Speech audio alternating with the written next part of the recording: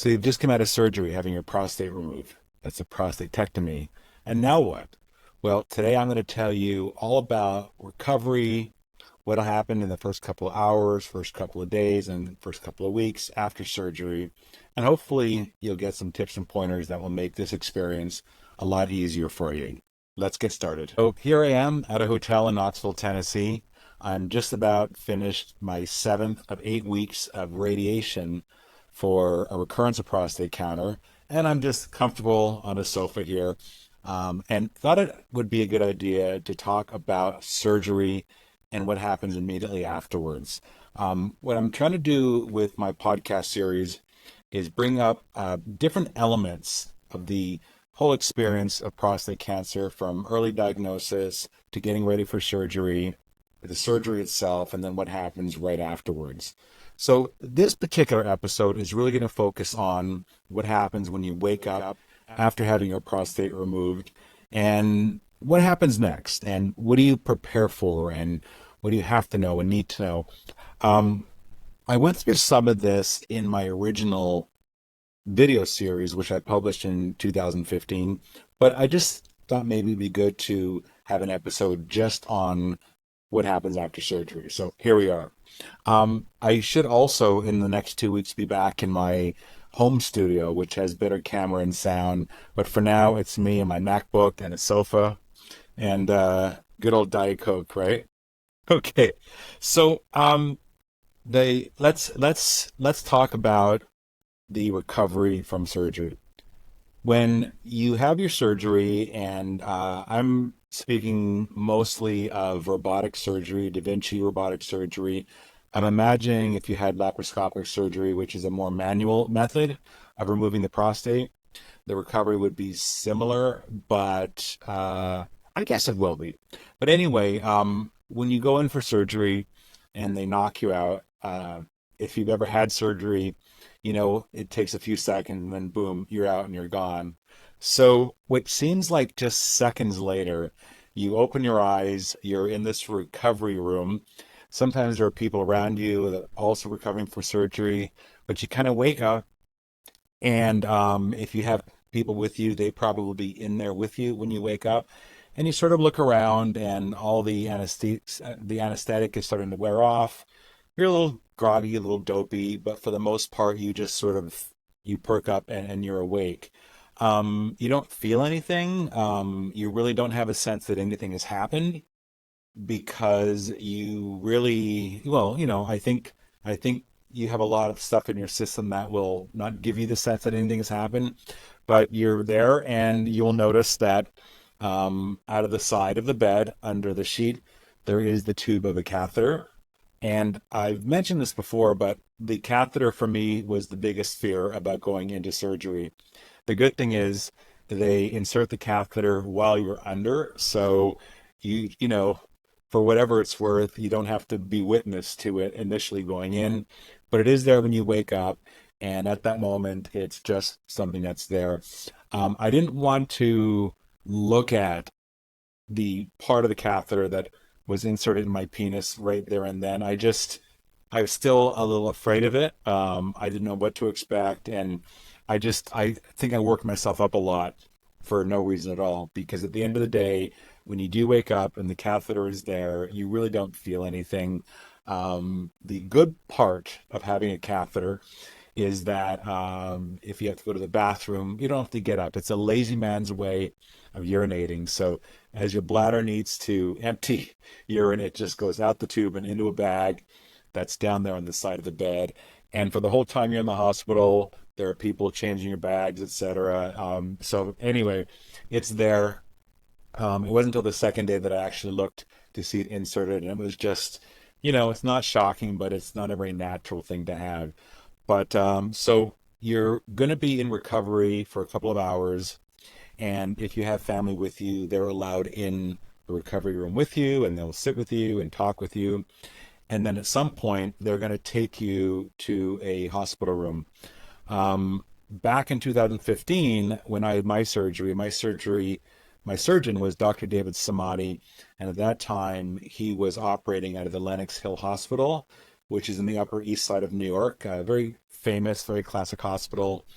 They had beautiful hospital rooms for Dr. Samadi's patients. And if you are fortunate enough to be working with a surgeon that does a lot of these surgeries, there's a chance they may have dedicated rooms for their patients, which was the case with me. So after maybe 2 hours in recovery, maybe it was 3 hours, I was wheeled up to my room, and that's where I remained for the next 2 days.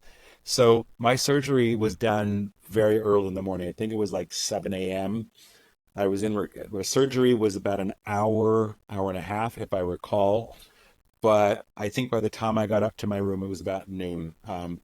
And so you get in the room, and you're there. Your voice is a little groggy because while you were under, I guess they have breathing tubes in you, and and there is, if you go back to my 2015 videos, I did shoot on my iPhone videos every twice or 3 times a day, twice a day, I think, for the first couple of days, just to capture exactly what I was going through. So I invite you to go back.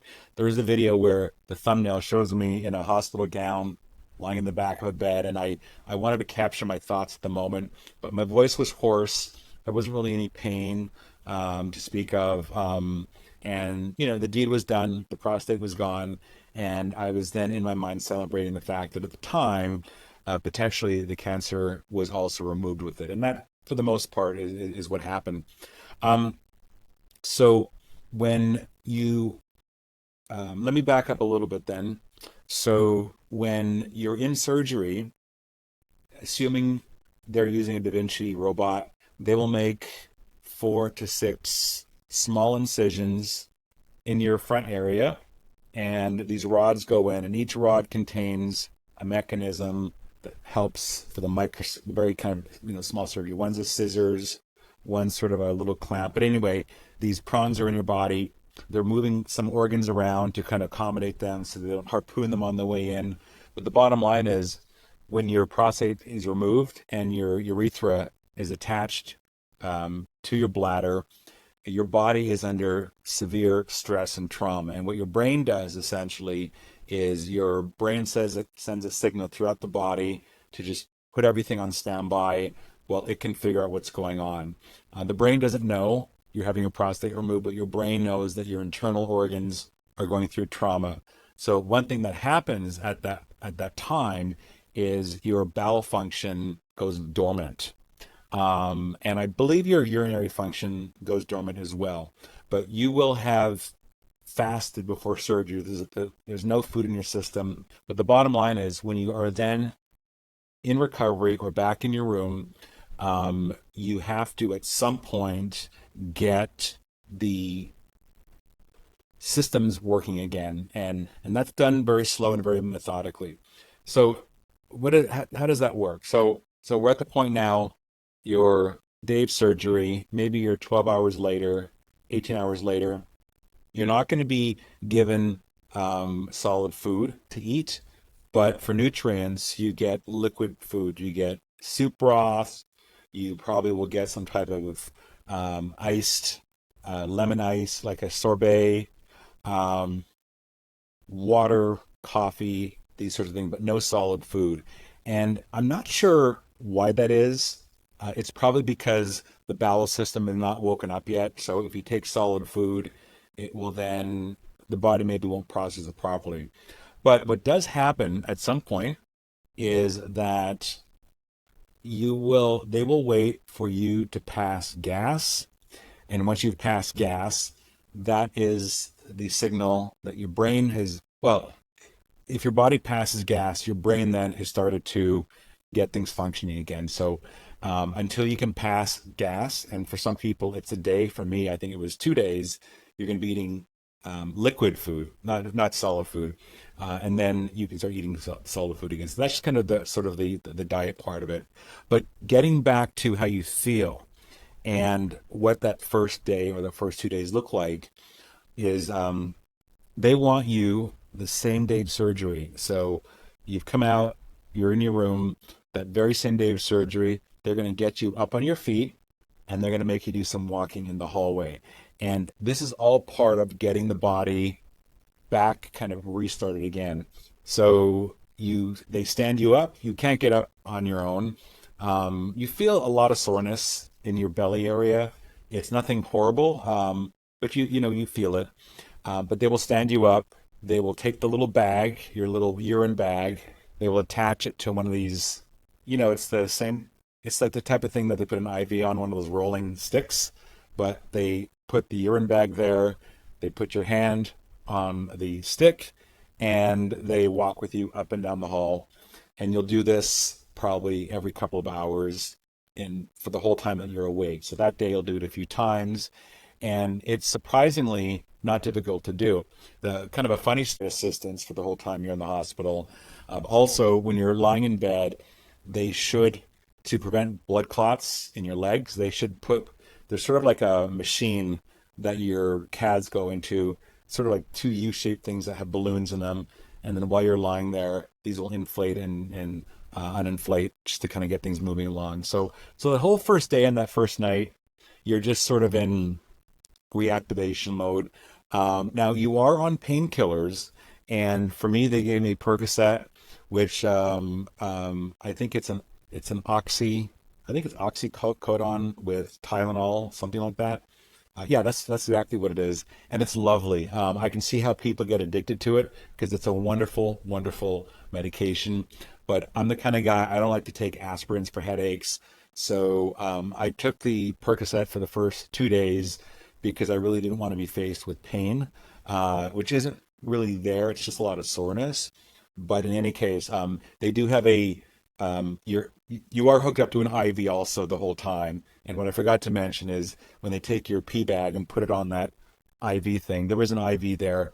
There's a saline bag into your IV, so it's all kind of there. But there's a morphine switch. So if you're really in pain, it's little switches hanging by your head. You can kind of grab it and push a button, and you get morphine put in your system. I refused to take morphine for this because the pain wasn't that severe, and I just don't ever want to be in a place where I have to take morphine unless I really need to. So that was sort of that kind of first day. There will occasionally be bladder spasms. Your bladder has basically um, your prostate is attached to both your urethra and your bladder, and when they cut it out, they actually cut a small hole in your bladder, and then they match up the urethra. So your bladder has really been traumatized as well. So for me, it was for about a week. Throughout the day, you just kind of felt these grumblings, and I wouldn't say they're painful, they're just uncomfortable. And by the way, there was nothing, not for a minute from surgery and then for weeks after, was I ever in a point of excruciating pain. Never, never, never. It was just more discomfort. And I never had problems sleeping either. So that gives you an idea of the level of discomfort. But you want to be at peace. You don't want to be uneasy all the time. The second day, I woke up and a lot of the anesthesia had really worn off because the anesthesia, they wake you up, but your body still has this stuff in it, I think for about a day, if I'm not mistaken. But you wake up the second day and you really feel the soreness. But as I just said, it's a discomfort and it's not a horrific kind of a feel. But I woke up, I got another liquid meal, still no gas, and just kind of spent that day, I guess, healing, walking every hour. I had a lot of people come visit me and watch a lot of TV. But other than that, it was really nothing remarkable. And I really thought it would be a lot worse. I thought I would be just in this horrific state. But, even getting up and walking within a couple hours of surgery was something I didn't expect I'd be able to do, and I did it quite easily. So, this is basically the first couple of days. Some people are released the day after. I was in the hospital for 2 nights, and I was released on the third day. Your catheter will be with you for about a week after surgery. And what will happen is about a week after, although I had it a few more days, about a week after, you'll go back to your doctor's office, or if you are in town for the surgery, but you go back to where you live, which is not in the same place you had surgery, Your doctor's office will remove it. It's very easy to do. And the removal of the catheter, it's not daunting at all. It's just something you don't want to do yourself because it's kind of weird. But there is the catheter itself. What keeps it in your bladder is there's a balloon that they blow up. I think it's either water filled or I think it's water filled. And then when it's time to bring the catheter out, they drain the balloon, they pull it out in just a second, and there's no sensation whatsoever. It's not like never anything pain. And let's face it, guys, the idea of there being something inserted in your penis for a week and in your bladder just doesn't sound great. But the fear I had of the catheter prior to surgery was unfounded, as it turns out, because the experience was it was just fine. It's something you get used to. Um, the other thing is, if the time for the time you had a catheter in, there is a point in time where you will have to have a bowel movement, and that's a little tricky because um, when you're having the bowel movement and you're squeezing and you know the regulate the fecal material when it comes out of your body, it's muscles that are kind of pushing everything out. That is a little bit sore. You have to remember your entire insides had surgery, so bowel movements, they're a little uncomfortable. They're not painful, but they're just, it takes a few days before they get to be a little more comfortable. And so that's kind of that's the post-surgery experience. When you leave the hospital, and between the hospital stay and when your catheter is removed, I made the mistake of not eating well. I ate a lot of junk food because I was in New York and I just wanted to have basically everything. New York had great food. So I ate a lot of the wrong foods and I ended up being very constipated.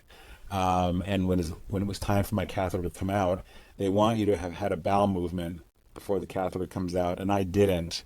And they wanted to delay me, and I insisted. I just wanted it out with. So they took it out, and because I was constipated and everything was inflamed, I had a lot of pain, and so the catheter went back in for a couple more days. But if you eat well between your hospital stay and when the catheter comes out, you should be fine. And eating well means, salads, chicken, unprocessed foods, fruits, vegetables, coffee, smoothies, this sort of thing. Just the kind of foods that will kind of keep your bowel system going. I was eating fried chicken and French fries. I went down to Katz's Deli for a great pastrami sandwich. I had hot dogs. I had street side bagels with cream cheese, all that great stuff that New York has, and probably shouldn't have in hindsight. But anyway, I survived, right? So let's fast forward just a little bit, because I want to talk a little bit about, let's call it the week after surgery up until maybe 30 days post. So let's call it the 3 weeks following surgery. Um, when the catheter comes out, you will know very quickly about your I'm sorry, not erectile function, about your continence. And so what will happen is the catheter will come out, and you want to buy yourself some Depends pads. They have shields and pads, which are basically, it's just a little flat absorbent pad that you stick in your underwear. And so when they pull the catheter out, at least in my case, they wanted to see if I could hold the urine. So what they did is they filled up my bladder. Before they took the catheter out, they filled up my bladder with water through the catheter, pulled the catheter out, and asked me to hold it, and then asked me to pee a little bit and then hold it. And I was able to. I mean, to my delight. That's not always the case. I probably would say half of the men that go through surgery, maybe more, maybe less, half won't be able to hold the urine right away, which is just fine. It doesn't mean there's going to be an issue. Some people can hold it right away. I believe the reason I was able to hold urine right away was because I was fanatical about Kegel exercises. And I just did a recent video on Kegels and the importance of them. So anyway, I was able to hold it. It didn't mean I didn't leak and I didn't have accidents because I did. But the fact that I could hold urine at that moment that the catheter was removed was a sign in the right direction. So what I did is, for the weeks that followed, I wore shields or pads in my underwear. And when the pad is thinner, the shield is larger. So you start with the thicker one, and what will happen is you'll be caring about your business, and then you won't feel that you've peed, but you'll notice your shield getting a little heavier, kind of like a baby diaper, right? For those of you with kids. And then you just go to the men's room and you toss aside the shield and put a new one in. So that'll happen for a couple of days, even though I was able to hold it. That would happen from time to time. And then as the days and weeks move on, it was just easier and easier to kind of hold things in. It took me, I think it took me 2 years before I was completely free of the odd accident. And so within a few weeks, I could remove my shields and pads and carry on. And I really didn't have a problem. The only time I would leak is a little bit if I was working out at the gym. Sometimes I would squat and there would be a little bit of a squirt. And there were a few other times where I went out drinking, and sure enough, I looked down and I was completely soaked, and it's kind of embarrassing. But there were only a few incidents of that. But by about the second year, it just never happened, and hasn't happened since. So your body keeps healing over time. I really think I think it takes a full year for you to be almost 100%, but it really takes 2 or 3 years for you really to sort of reclaim all that continence function, assuming you don't have issues with continence. A lot of men will. But if you're able to hold urine once the catheter comes out, you very likely will have very little problems over a period of time. Sometimes it's months, sometimes it's weeks. It could even be a year or two. If you do find that your catheter comes out and you have no control over urine, and this is the case for a considerable number of men, then sometimes it comes back, sometimes it doesn't. And I continue to say, if you have done your Kegels and you really strengthen that area, your odds are very good that you won't have any long-term problems. But it is a potential side effect, and it is something we all know about going into it. Erectile function is something that we really want to try to figure out as quickly as possible. When you have surgery, you should not attempt to test out your sexual prowess for at least a month after surgery, or 3 weeks after your catheter comes out. And then what you can do is, let's call it a month after surgery.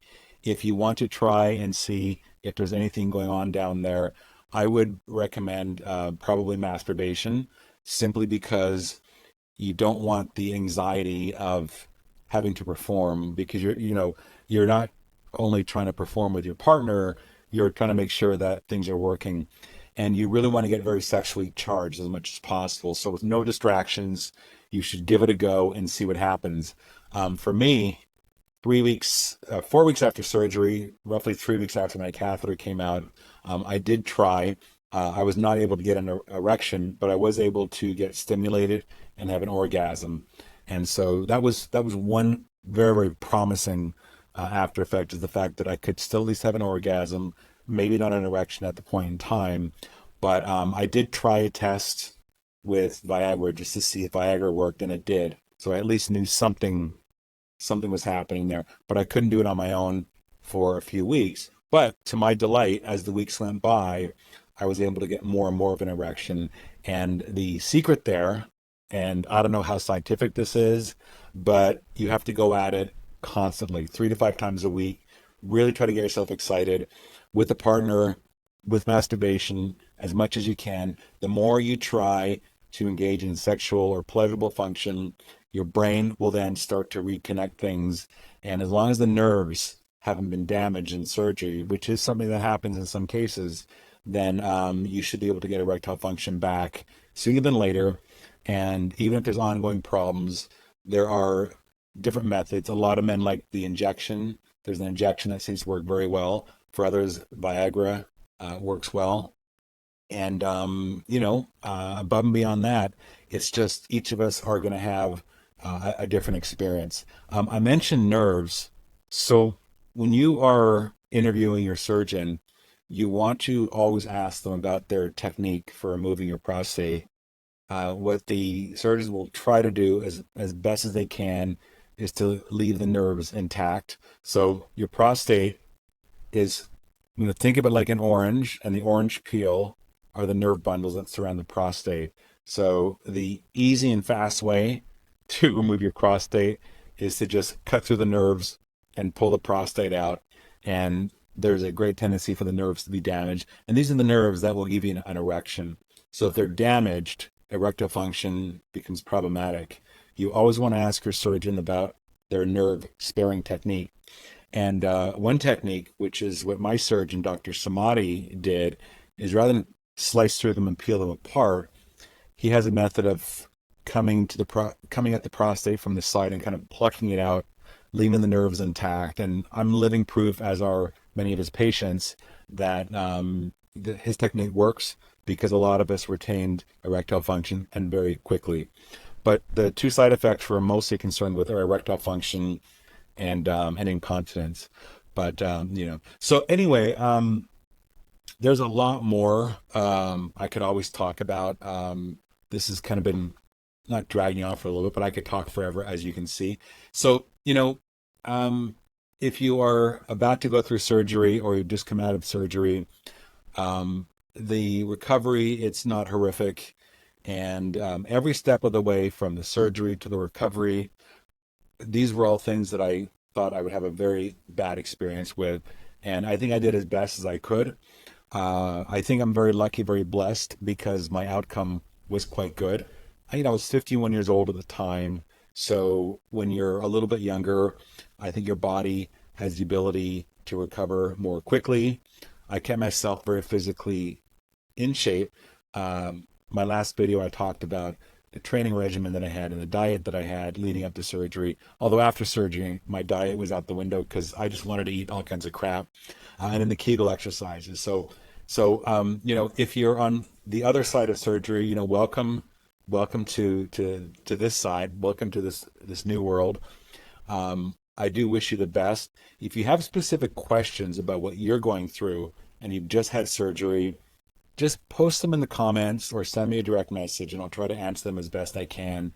In some cases, I have to go back to my old videos, because those old videos were really a daily diary of what was on my mind at the time and what I was feeling at the time.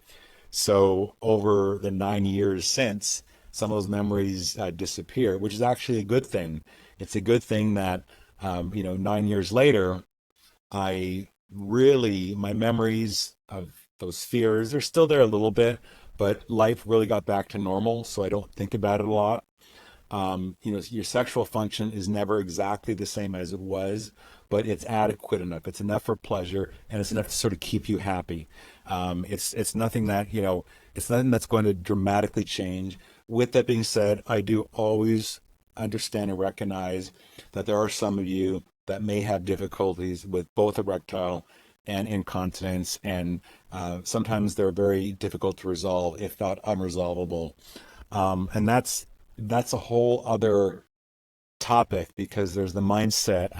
What happens, when you don't regain those functions, and they're such an important part of your life. So anyway, I just wanted to update all of you, and like I said,